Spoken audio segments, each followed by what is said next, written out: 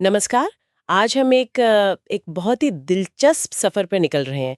पीछे जाएंगे हजारों साल एक प्राचीन महाकाव्य की दुनिया में, लेकिन पहुंचेंगे आज की भागदौड़ भरी जिंदगी में।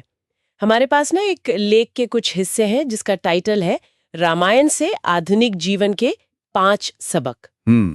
तो इरादा सिर्फ कहानी सुनना नहीं है, बल्कि ये देखना है कि इस पुरानी कहानी में वो कौन सी बातें हैं, कौन से व्यावहारिक विचार हैं जो आज भी हमारे लिए काम के हो सकते हैं, हमारे फैसलों में, रिश्तों में। हाँ, चलिए देखते हैं जरा गहराई में उतरकर। ये वाकई में एक बहुत ही रोचक विषय है। कैसे कुछ कहानियां सिर्फ किस्से नहीं रह जाती हैं, बल्कि पीढ़ी दर पीढ़ी मतलब जिंदगी जीने का तरीका बन जाती हैं। सही कहा। और जो लेख हमारे पास है वो 5 खास पॉइंट्स पर फोकस करता है जिन्हें लेखक ने आज के जमाने के लिए जरूरी माना है। तो देखते हैं ये पुराने सिद्धांत आज कैसे लगते हैं आज की दुनिया में। हाँ, तो पहला सिद्धांत, और शायद सबसे ज्यादा जिस पर बात होती है, लेख राम को मर्यादा पुरुषोत्तम कहता है। मतलब मर्यादा में रहने वाला आदर्श पुरुष। ये सिर्फ एक टाइटल नहीं है ना। हाँ, लेख के हिसाब से ये जीने का एक तरीका है। बिल्कुल। और लेख में उदाहरण भी दिए हैं, जैसे पिता के वचन के लिए सोचिए सिंहासन छोड़कर 14 साल वन में चले जाना जी। या फिर वो सीता की अग्नि परीक्षा वाली बात। कितनी मुश्किल, कितनी भावनात्मक रूप से तोड़ने वाली स्थिति थी, पर फिर भी अपने संयम और उसूलों पर टिके रहना। ये सिर्फ कहानी के ट्विस्ट नहीं है, ये तो चरित्र की असली परीक्षा है। बिल्कुल सही कहा। और देखिए लेख इस मर्यादा को आज के जमाने से कैसे जोड़ता है, ये बड़ा दिलचस्प है। ये सिर्फ बाहरी नियम या समाज का दबाव नहीं है। अच्छा। लेख कहता है कि ये असल में अनुशासन है, सेल्फ कंट्रोल और इमोशनल स्टेबिलिटी है। आप सोचिए, आज के डिजिटल युग में एक क्लिक पर गुस्सा निकाल देते हैं लोग, हाँ हाँ बिल्कुल। या जरा सी बात पर सालों के रिश्ते तोड़ देते हैं। वहां इस मर्यादा का क्या मतलब है? आप सही कह रहे हैं। लेख इसे आज की जो रिएक्शनरी संस्कृति है ना, उसके बिल्कुल विपरीत रखता है। हाँ। जहां लोग बिना सोचे समझे सोशल मीडिया पर कुछ भी लिख देते हैं या सड़क पर छोटी सी बात पर झगड़ पड़ते हैं। हाँ, और लेख का इशारा यही है कि ऐसी सिचुएशन में रुकना, सोचना, अपने इमोशंस को काबू में रखना और अक्ल से काम लेना, यही असली मर्यादा है। ये कमजोरी नहीं है, ये अंदर की ताकत है। ये सिखाता है कि तुरंत रिएक्ट करने के बजाय सोच समझकर अपनी वैल्यूज के आधार पर फैसला लेना ज्यादा जरूरी है। मतलब मुश्किल हालात में धीरज और विवेक रखना ही सच्ची ताकत है। यही है लेख का निचोड़। ये तो बहुत ही प्रासंगिक बात कही आपने। चलिए अब दूसरे सबक पर आते हैं। लेख इसे टीम वर्क और भाईचारा कहता है। हम अक्सर रामायण को राम रावण युद्ध की तरह देखते हैं, लेकिन लेख कहता है कि ये कहानी सिर्फ एक व्यक्ति की बहादुरी की नहीं, बल्कि मिलकर कोशिश करने की है। सही बात। राम की सेना में देखिए कौन कौन थे। लक्ष्मण जैसा भाई, हाँ।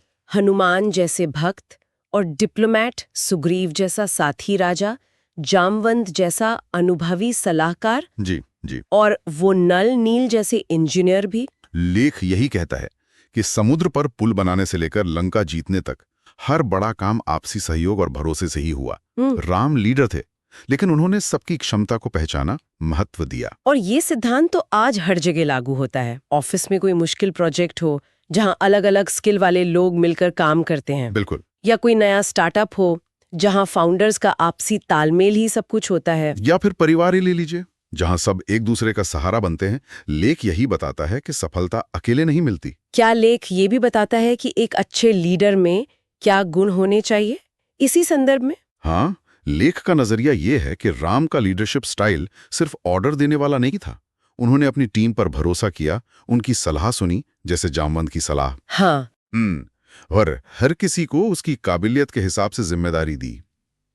ये दिखाता है कि एक कामयाब लीडर या ग्रुप का बेस आपसी विश्वास और इज्जत होता है।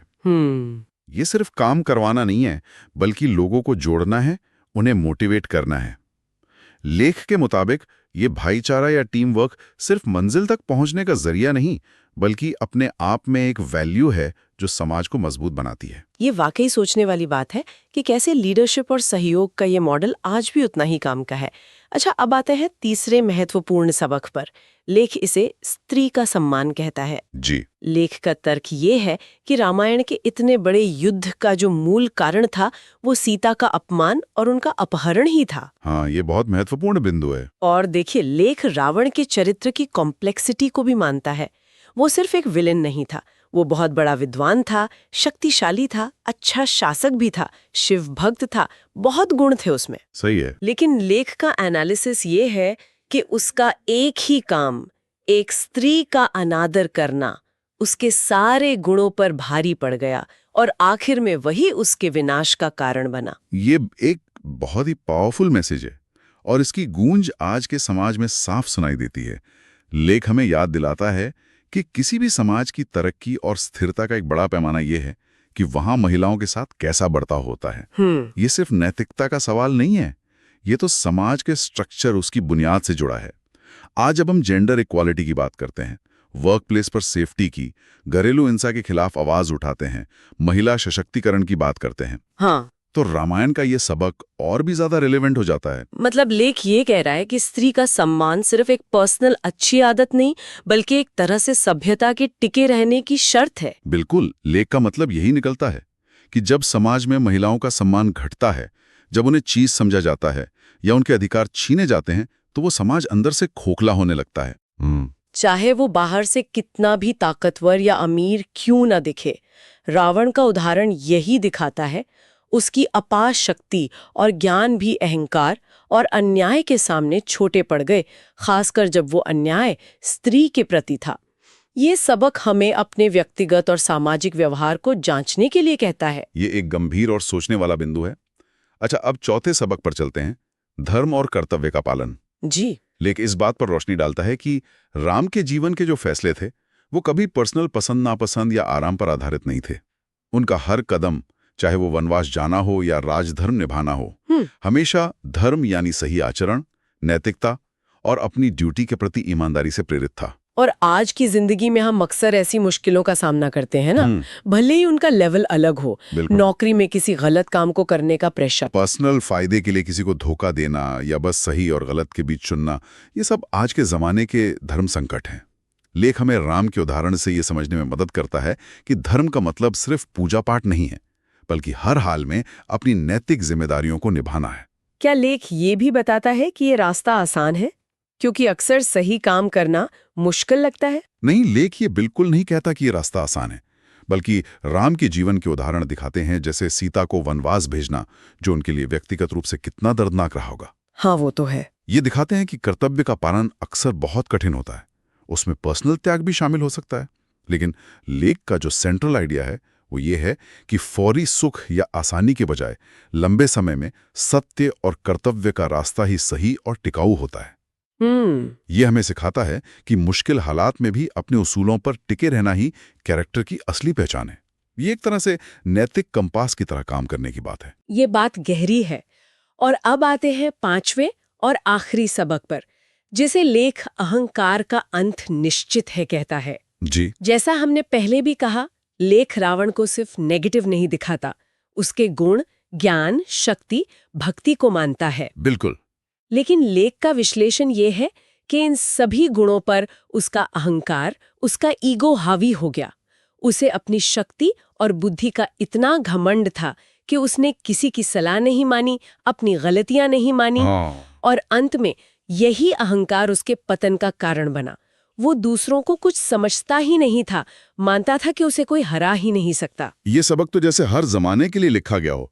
आज भी हम देखते हैं कैसे बड़े बड़े कामयाब लोग, बड़ी कंपनियां, यहाँ तक कि ताकतवर देश भी अहंकार के जाल में फंसकर गलत फैसले कर बैठते हैं। सही बात है। जब कोई व्यक्ति ये मानने लगता है कि वो सब जानता है, उसे किसी की सलाह की जरूरत नहीं या नियम उस पर लागू नहीं होते, बस वहीं से उसका डाउनफॉल शुरू हो जाता है।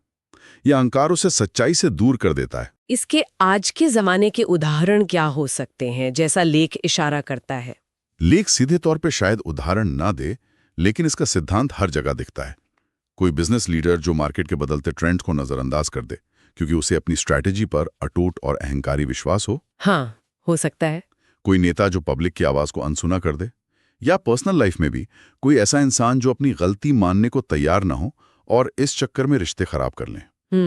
लेख का सार ये है कि काबिलियत और कामयाबी जरूरी हैं, लेकिन विनम्रता के बिना वो श्राप बन सकती हैं। ज्ञान, शक्ति और सफलता तभी मीनिंगफुल हैं जब बंदा जमीन से जुड़ा रहे और अपनी लिमिट्स को समझे। अहंकार आदमी को सीखने और आगे बढ़ने से रोक देता है। तो अगर हम संक्षेप में देखें, इस लेख के विश्लेषण के अनुसार रामायण हमें आज की जिंदगी के लिए ये 5 मुख्य बातें सिखाती है। पहला, मर्यादा यानी सेल्फ कंट्रोल और विवेक की ताकत। जी। दूसरा, टीम वर्क और भाईचारा यानी मिलकर काम करने और एक दूसरे पर भरोसा करने का महत्व। तीसरा, स्त्री का सम्मान जो किसी भी स्वस्थ समाज की नींव है। बिल्कुल। चौथा, धर्म और कर्तव्य का पालन यानी मुश्किल हालात में भी सही रास्ते पर चलना। और पांचवा, अहंकार से बचाव, क्योंकि ये बड़ी से बड़ी काबिलियत को भी खत्म कर सकता है। बिल्कुल सही कहा आपने। और लेख का अंतिम संदेश यही है कि रामायण को केवल एक धार्मिक ग्रंथ या पुरानी कहानी मानकर साइड में नहीं रख देना चाहिए। ये असल में जीवन जीने की कला है, एक तरह की लाइफ मैनेजमेंट गाइड है, जिसके सिद्धांत आज भी उतने ही प्रासंगिक हैं। इन प्रिंसिपल्स को अपनी जिंदगी में उतारने की कोशिश हमें शायद एक ज्यादा संतुलित, नैतिक और मीनिंगफुल जिंदगी जीने में मदद कर सकती है। हाँ। ये हमें याद दिलाता है कि हजारों साल पहले जिन मानवीय मूल्यों और मुश्किलों का सामना किया गया था, वो आज भी हमारे सामने है, बस शायद उनका रूप बदल गया है। ये सचमुच एक गहरी पड़ताल रही। और इस पूरी बातचीत से ना एक दिलचस्प सवाल मन में आता है, जिस पर शायद हम सबको सोचना चाहिए। बताइए। आज की दुनिया इतनी तेज रफ्तार है, कंपटीशन है, व्यक्तिवाद यानी इंडिविजुअलिज्म पर इतना जोर है, हर कोई अपनी पर्सनल सक्सेस और एम्बिशन के पीछे भाग रहा है। हाँ, ये तो है। ऐसे में कर्तव्य, समाज का हित, टीम वर्क जैसे मूल्य जिनकी बात रामायण या इस लेख ने की, उन्हें अपनी पर्सनल महत्वाकांक्षाओं के साथ कैसे बैलेंस किया जाए? क्या ये दोनों चीजें साथ चल सकती हैं? या आज के जमाने में इनमें टकराव होना तय है? ये संतुलन खोजना शायद आज के समय की सबसे बड़ी चुनौतियों में से एक है। इस पर विचार करना यकीनन दिलचस्प होगा।